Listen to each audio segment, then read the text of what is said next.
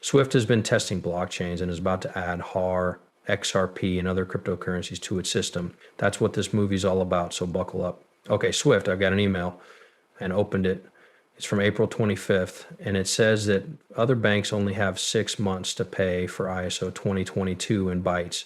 This means that Swift is telling other banks that this is the due date. They need to join this new way to send messages. When we dig deeper, we can see that Swift has been getting ready the whole time. They might not say it in public, but it's much more clear when you watch all of these workshops and clips.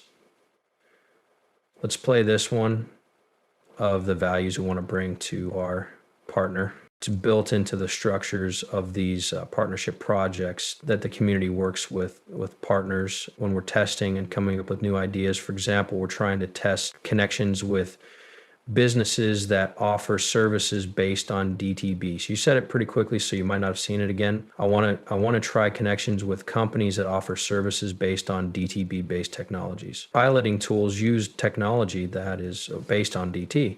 Yeah, you're right. We're just starting out in trade finance and supply chain, but every day we're more open to trying new things with businesses in other fields. Whenever I hear the phrase money for trade, what comes to mind? Trade capital in words. Because XDC comes to mind, you did a great job if you also thought of XDC. Keep in mind that CBPR Plus is a Swiss project that wants to improve the reliability of international payments and create new opportunities on their network. As the CBPR Plus project takes shape, Ripple is one of the blockchain-based payment options that will be available as part of the work to update your systems and processes. We are going to watch the video below right now. It will be hard to test until all of the world's major platforms have been updated. This is because things change so quickly. For example, the banking channels, the funds processing engines, the screening systems, and the core banking system all work together it's important to plan ahead and give yourself enough time for testing. You should also have a well-organized and well-thought-out testing strategy so that everyone can practice their systems and processes well. That way, when the system goes live, everyone will know how it should work, and more importantly, everyone will know what to do if something goes wrong. That way, everyone will be ready when the system goes live and be able to accept these kinds of payments. CBR Plus, which is shown below, is the key to finally letting XRP move on the Swift network. Swift also announced that CBR Plus would be delayed for a year, which happened a few months or maybe 6 months ago. This is the primary payments hub. There is an orchestrator that connects banks' back-end systems to the Swift network. It also supports the above methods, has some new features that make it easier for people to follow best practices and adopt CBPR. And the rules and updates listed below also allow people to use different payment methods like Visa Direct and Ripple.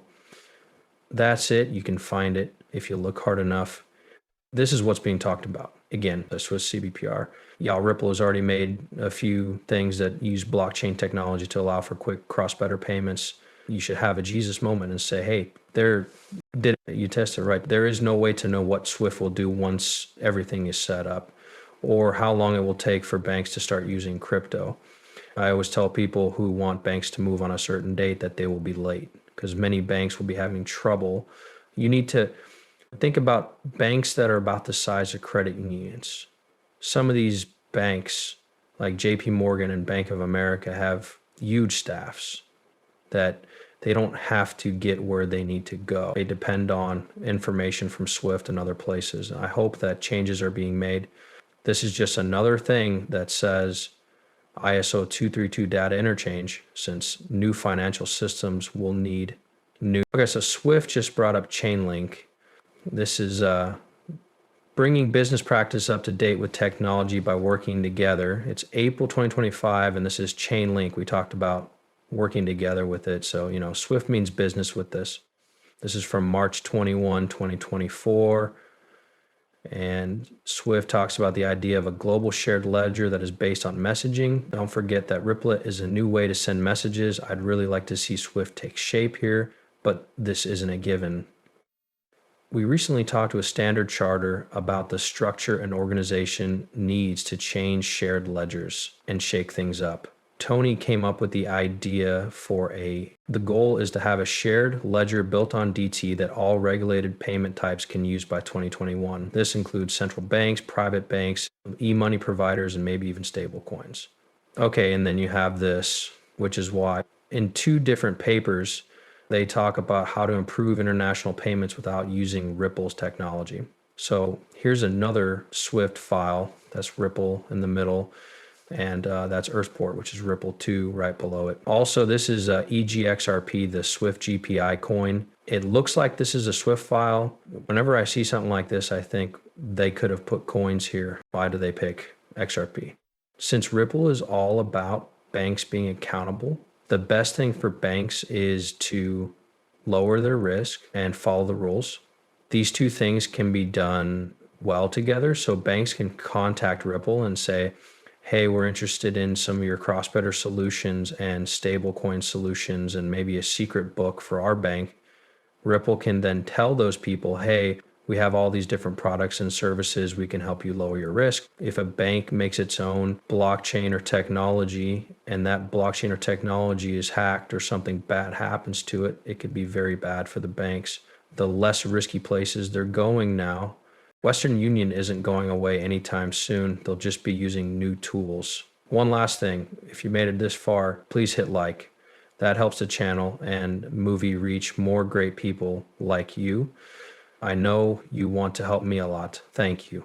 This is where the money is. It's no money sent back. It's in cross-border payments between businesses. That's why there are companies like Ripple and Stellar. Big back-end deals between businesses are what this is all about right now. They're very expensive. It's still like correspondent banking, but now the needs for data can change faster than the money. To sum up, the main difference between Bitcoin and Ripple is that Bitcoin uses a distributed ledger, which means that anyone can use it to make an exchange. That's what makes it so great. You and I can both buy Bitcoin. We don't have to ask anyone for permission, and there isn't a third party that can say yes or no. The agreement on how to verify these events has been spread out. Systems like Ripple and most of the winning blockchain systems are permissioned, which means that you have to be a member to use them. Being a member has perks.